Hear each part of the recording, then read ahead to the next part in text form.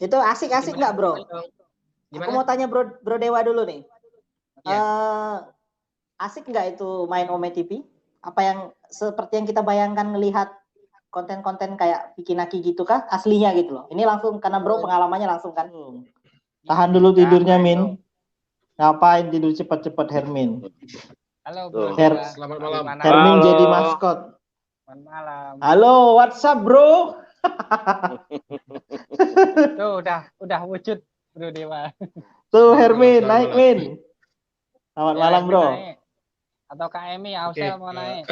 Terima kasih sudah disempatkan naik tadi, soalnya pas baru nyampe, pas baru kan di lewat HP jalan-jalan kaki ke rumah, ada yang perdana, jadi ngetiknya pakai HP, jadi cuman stay aja bisanya. Pas di rumah ada lagi mau perdana, hidupin laptop semua tak. Nah, jadi habis mandi, cepat mandi, terus di sini, terus lihat baru buka ini ada mulai mancing, ada live. Ya. Tuh, Hermin naik, Min. Naik, Hermin. Ditunggu Bro Dewa tuh di atas. Ada yang Bang share story. Ini ada Bang Ganteng, ini ada Bang Debi nih, Pak. Ntar dulu ya. Soalnya tadi saya emang sengaja itu mancing Bang Dewa. Udah lama saya nggak stream ya toh. Itu yang judulnya menyapa kawan malam-malam itu udah lama itu. Udah beberapa bulan tuh. Ini besok aku mau gini. Kemarin aku ngedit, besok mau upload itu Rusia. Nggak tanggung, Bro, ceweknya belum 4, Bro, ceweknya. Mantap. Itu saya kalau punya laptop minta diajarin tuh. Sayangnya saya nggak punya laptop. Durasinya itu bisa panjang, Bro? Enggak, cuman 4 menit aja. Pendek, 4 menit ya? 4 menit aja. Tapi lumayan ya. Nggak perlu banyak-banyak sekali. Itu yang di Dewa Skis toh, di On The Skis toh. Hermin naik, Hermin. Mbak Emi juga. Maria Mojam, makasih sudah hadir di live streamnya Melayang Mancing. Ada juga Hermin Restianti ya, terima kasih ya. Salam kenal dari aku dari Dewa On The Skies ya. Terus salam kenal juga dari Dewa Partana juga ya. Tapi channelku Dewa Partana udah nggak aku hiraukan itu. Sama dengan SBN ya. Iya. SBN juga udah nggak menghiraukan. Padahal subscribe-nya kan udah banyak loh itu. Ya. Tadi aku subscribe-nya aku yang di Dewa On The Skies hilang 28. Siti Maria Moja, salam kenal. Itu asik-asik nggak, Bro? Gimana? Aku mau tanya Bro Dewa dulu nih. Asik nggak itu main Ome TV? Apa yang seperti yang kita bayangkan ngelihat konten-konten kayak Vikinaki gitu kah? Aslinya gitu loh. Ini langsung karena Bro pengalamannya langsung kan? Gini ya, kalau aku sih pertama sih gimana ya, kita di situ perlu kesabaran yang memang benar-benar kesabaran ya. Nah, soalnya di Ome TV ini kebanyakan tuh orang tuh mungkin kalau ngelihat tuh kayak gimana gitu ya, kayak aneh-aneh banyak ada di sana. Nah, konotasinya itu kalau cowok main di Ome TV nyari yang gini gitu ya? Iya, pokoknya kalau udah cowok aku nggak kulihat, aku pas kasih wah gedean kalau cewek. Kalau cewek soalnya aku juga belum pernah main Ome TV gitu kan, tapi kalau lihat konten-konten orang di Ome TV dan pangsa pasarnya memang banyak sekarang kan, Bro. Jadi tadi seperti yang disampaikan Mbak Emi tadi, kita itu harus ngikuti pangsa pasar YouTube lah gitu kan. Nah, maaf ya Ome TV, Mbak Siti Maria Moja.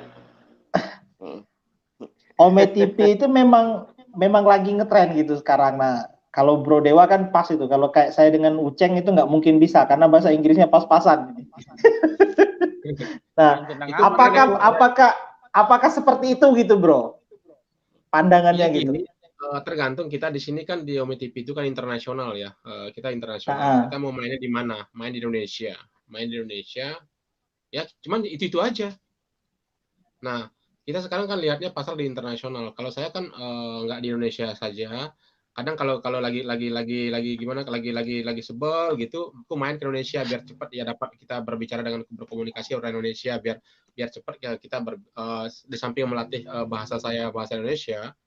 Jadi kita kan sambil bisa berbicara dengan berkomunikasi juga dengan orang-orang Indonesia juga lewat Ome TV gitu. Nah, di samping itu sambil mengisi waktu juga, aku juga main di luar di Eropa, terus di Korea, di Hong Kong. Aku mainnya ke sana. Nah, karena itu kebanyakan juga orang yang keluar bukan asli orang-orang pribumi dari negara yang kita tuju gitu. Nah, tergantung kita bagaimana cara kita menyajikan agar di Ome TV itu kita bisa berkomunikasi lebih hidup lagi gitu. Nah, terkadang kita sudah berusaha untuk semaksimal mungkin bagaimana caranya agar dia itu terus tetap bisa berkomunikasi dengan saya gitu. Nah, terkadang dia salah pencet gitu, di skip tuh hilang dah, hangus dah gitu. Nggak berani aku upload walaupun aku dapat kemarin aku dapat 3 file itu orang Korea tuh. Lumayan cantik-cantik, orang Rusia berbahasa Korea juga tinggal di Korea, cantik banget kayak model. Aku kepencet itu, dia kepencet itu hilang terus. Nah, boleh sih dia upload, boleh, tapi aku nggak mau. Kenapa? Karena itu nggak ada izin dari yang bersangkutan. Kalau udah ada izin, saya baru mau. Kalau nggak ada izin, aku nggak mau. Iya. Ya karena kalau orang Barat ya kayaknya privasi kan penting ditanya ya, bro. Iya, betul. Nah, ini cuma mengisi waktu aja. Sekarang karena bulan 7 ini sekarang udah padat acara kerja gitu, kerja dari pagi. Ini dari pagi saya kerja hari ini. Dari jam 6 pagi sampai jam 11 tadi malam. Padat sekali kerjanya. Besok baru bisa lihat YouTube besok. Kalau besok seharian tak temenin YouTube, tapi sampai jam sore, tapi udah malam nggak bisa. Karena apa? Hari Sabtu aku harus kerja jam subuh, dari jam 4 udah berangkat kerja. Oke, jadi sebenarnya hiburan juga ya, bro, ke Ome TV itu ya, nggak dipungkirin juga gitu ya. Iya, kalau di Ome TV itu kita itu memang benar-benar gimana ya? Sekarang contohnya, kenapa saya main di Ome TV? Channel utama saya tentang itu aja, tentang travel Jepang, makanan Jepang, semua tentang budaya Jepang itu kan contohnya. Nah, sekarang di saat pandemi seperti sekarang ini, kita kan tidak bisa keluar kemana-mana untuk membuat suatu konten tentang blog Jepang, iya kan? Nah, otomatis saya hidupkan channel saya di sini. Gimana kalau kita kembangkan dengan di Ome TV? Kita mumpung kita sudah rekaman seperti ini, kita sudah punya file, kenapa kita tidak ini olah menjadi bahan untuk menjadikan suatu konten? Aku bilang, nah itu maksudnya aku. Daripada kita ngobrol di Ome TV cuma bermain-main doang, tidak ada hasilnya, kan mendingan kita jadikan ini komunikasi di Ome TV ini untuk dijadikan sebuah konten. Karena soalnya pertama muncul Ome TV itu kan agak berbau negatif, bro. Jadi tempat para lelaki garangan mencari wanita-wanita seksi gitu kan?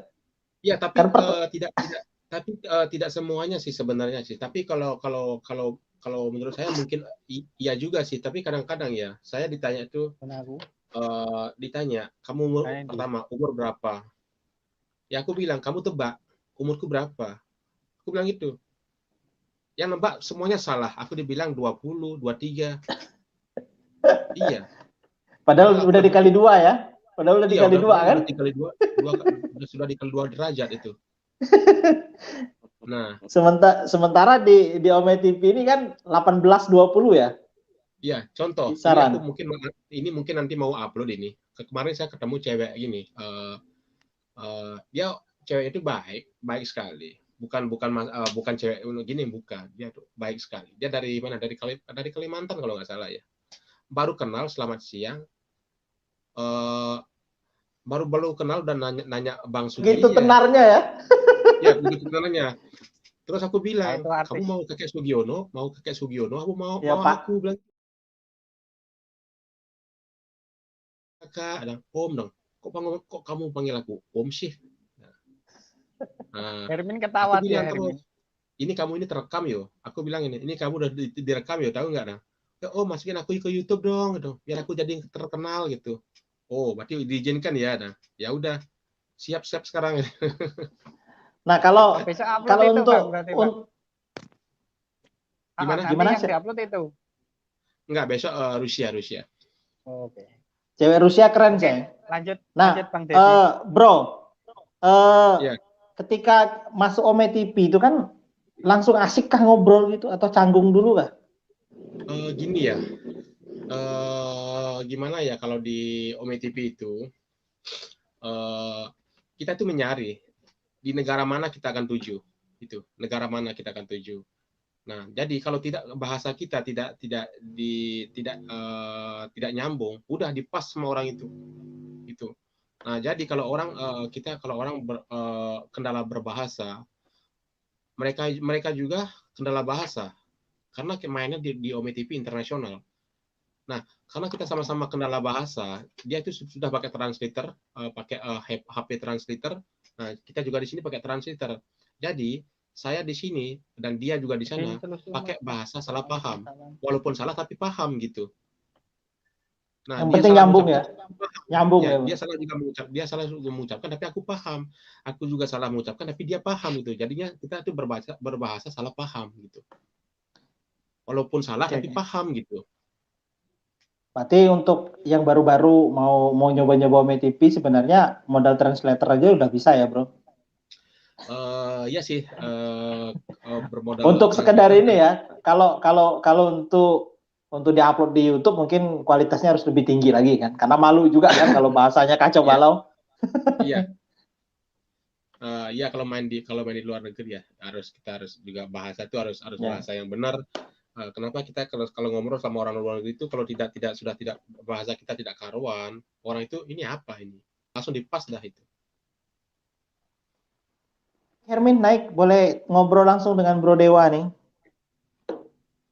Biar Hermin bisa tidur nyenyak malam ini. Sebenarnya saya asik ini kalau ngobrol. Bang Share Story 21 ini saya mau tanya juga tentang masalah puisi dan kisah nyatanya itu yang sangat inspiratif juga. Jadi dua orang teman kita malam hari ini, Ceng, yang lagi di atas ini. Ini, Ceng, ya enggak, OMTV itu udah sangat boleh sekali, bahkan dipakai oleh banyak YouTuber juga yang membahasnya. Nah, kebetulan kita nanya dengan Bro Dewa ini kan memang beliau lagi konsen di sana sekarang, dan istilahnya konten OMTV beliau bukan yang tanda kutip mencari seperti yang aku sampaikan tadi kan, rata-rata orang laki-laki Indonesia itu kalau ke Rusia, cewek-cewek Rusia umur 15 tahun gitu kan, itu udah keren-keren gitu. Nah, itu ternyata kita tahu malam hari ini kan ternyata nggak seperti itu gitu, dan asik gitu. Asik buat tergantung juga kita itu mau bicara tentang apa, membahas di OMTV itu mau bahas apa gitu.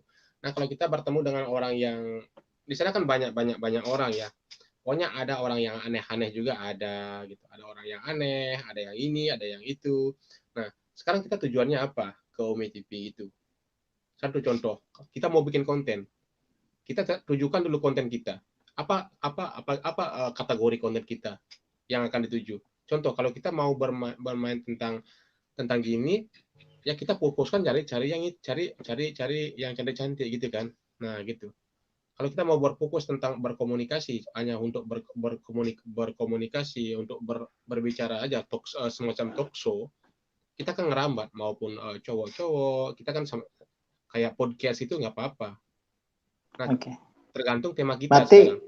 Berarti ke depannya juga kan bukan hanya sekedar, yang menarik sekarang itu seperti yang Bro lakoni ya, agak lucu, gombal gitu ya, ya kan? Nah, yang lebih menarik sekarang itu untuk ditonton orang itu adalah percakapan-percakapan yang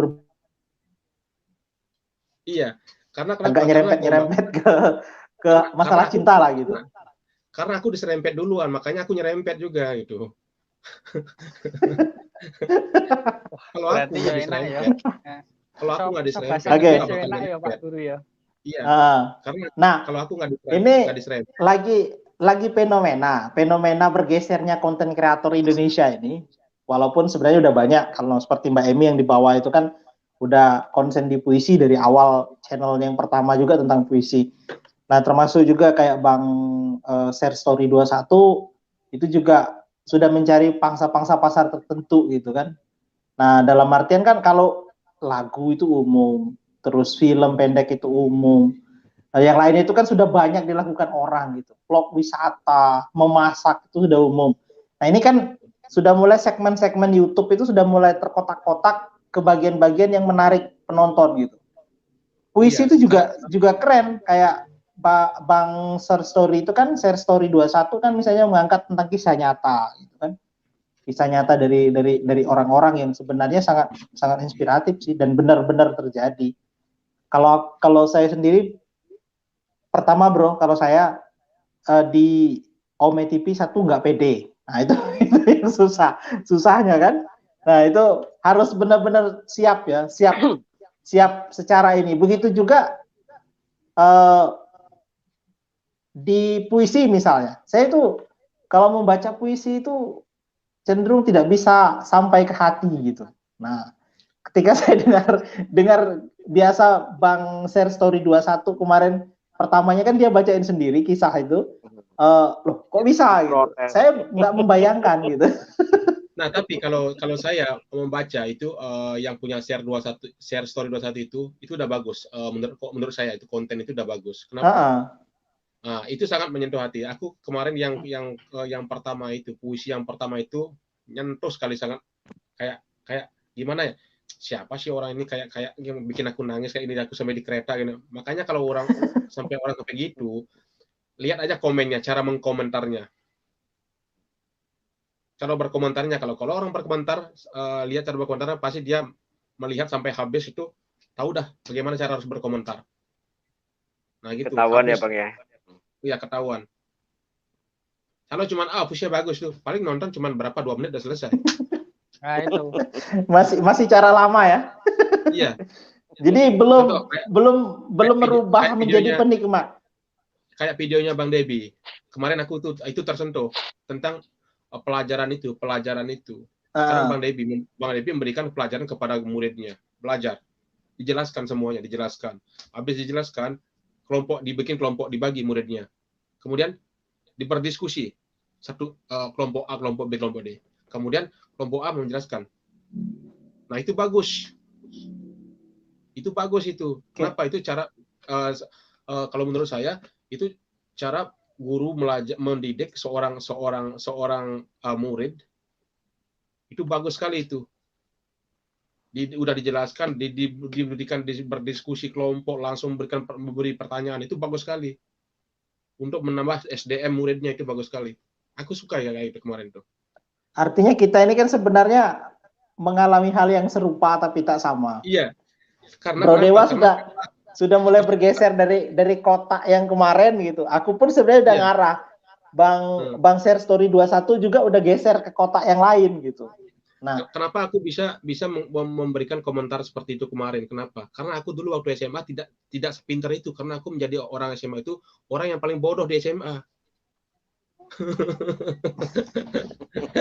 Nggak pernah belajar. Tapi nyampe Jepang ya? Iya, cuma nyampe Jepang. Kenapa bisa nyampe Jepang itu? Itu bermodal nekat dan gini. Nah, cuman sekarang kita kan di sini kan nunggu Hermen ya, Hermen Christian.